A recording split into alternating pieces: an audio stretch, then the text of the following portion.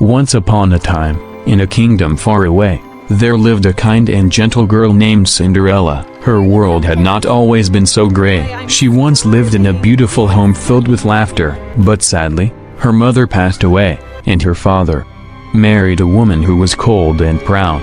This woman had 2 daughters of her own, who were just as clumsy and unkind as she was vain. When Cinderella's beloved father passed away, she was moved to a cold, tiny attic. She sold off all of Cinderella's fine clothes and made her a servant in her own home. Cinderella, sweep the grand hall, mop the kitchen, and scrub the windows until they sparkle. And don't forget to polish my shoes, and iron my blue dress. You missed a spot last time, you lazy girl. At night, exhausted and cold, she would curl up on the hearth by the fireplace. She often woke covered in ash and soot, laughing.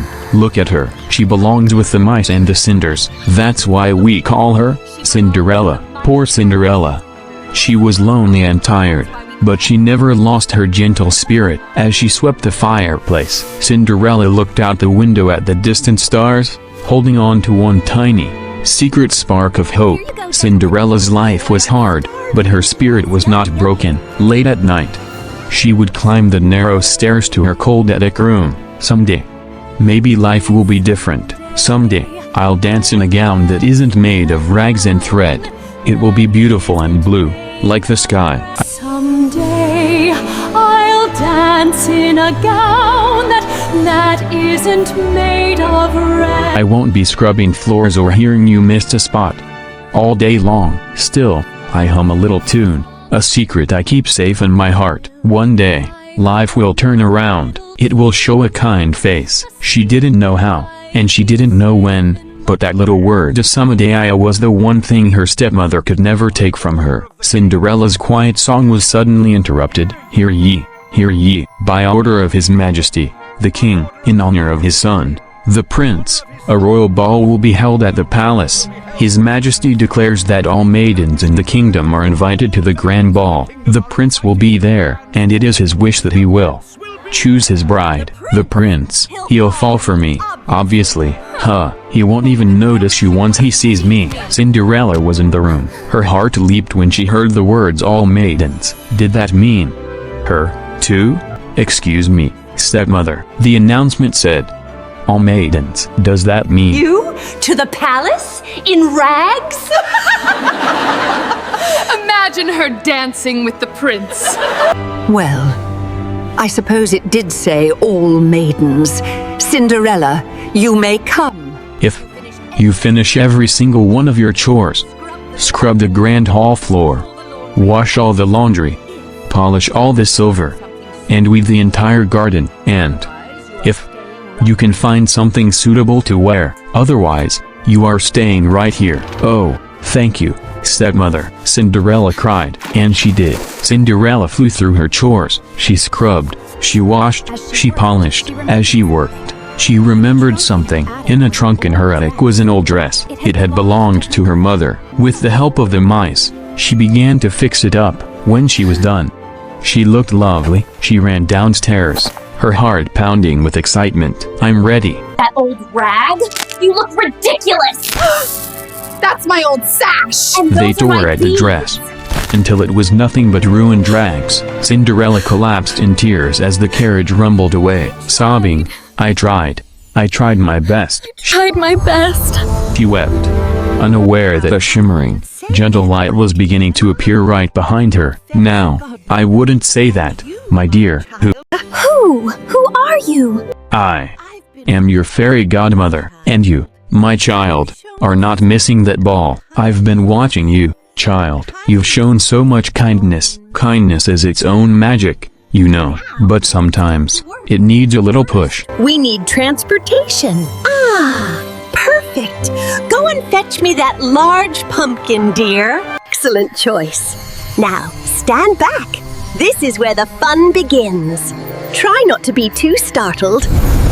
When fetch me that large pumpkin, dear. Excellent choice. Now, stand back. This is where the fun begins.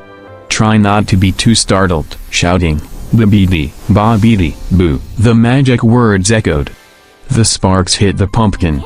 and in a matter of seconds, a magnificent carriage stood where the pumpkin had been.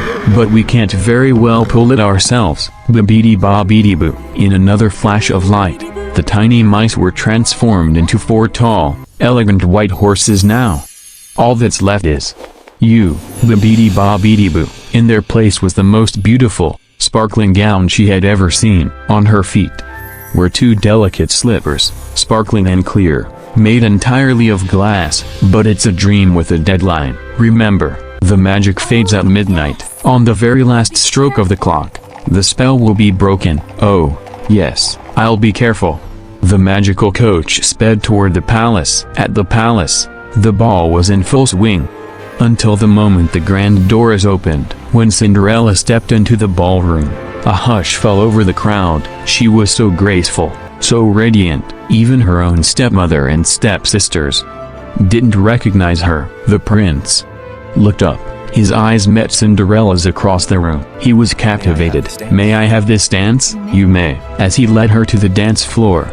It was as if they were the only 2 people in the room. They didn't just dance, they talked. He was warm, and funny, and real. They laughed and twirled, and for the first time in her life, Cinderella felt completely, perfectly happy. "I don't even know your name." "My name is..."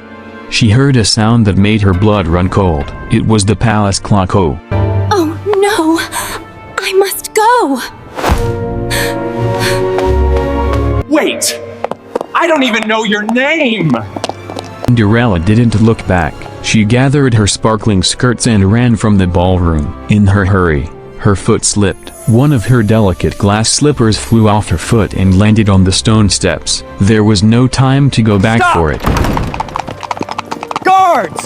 Stop that carriage! As the clock struck its final, 12th chime, the magic began to vanish. The beautiful white carriage shrunk and turned orange. And Cinderella, she was sitting by the side of the road, in the dark, wearing her same old rags. The spell was broken. But then, she felt something in the pocket of her apron. It was the other glass slipper, whispering, "It wasn't a dream, it was real. I will find her. The girl who fits this slipper, and only her, shall be my bride." The very next day, The prince is searching for the owner of this glass slipper. The Grand Duke's job. a royal search began. The Grand Duke was ordered to visit every single house in the land. The Grand Duke's job was not easy. It almost fits. Ow. The Duke just sighed and moved on. "Girls, get ready. This is our last chance. By order of the prince, I must ask every maiden in this house to try on this glass slipper. Ow! It fits." Ow! See? Grunting. Does not fit, miss. Sir, may I try? Hissing. She's just a servant. Pay her no mind. Everyone deserves a chance. Please, child, sit down. The stepmother watched in horror as Cinderella sat on the small stool. The Grand Duke kneeled, holding the fragile glass slipper. The Grand Duke gently took her foot. Slowly, he lifted the glass slipper, and, of course, it fit perfectly. Gasping, "No, it can't be. It's you, my mystery princess. Yes, it's me." It's me. To prove it, she reached into her apron pocket and pulled out the other glass slipper. Yes.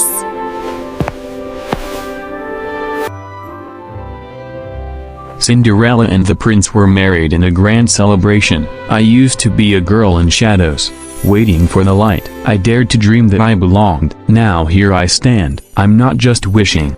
Now I begin. I searched the kingdoms for someone who was real and kind. Now you're here. This love is living. Now we begin. Cinderella forgave her step-family, but chose a life filled with kindness, love, and joy. And they all lived happily ever after. I'll dance in a gown that isn't made of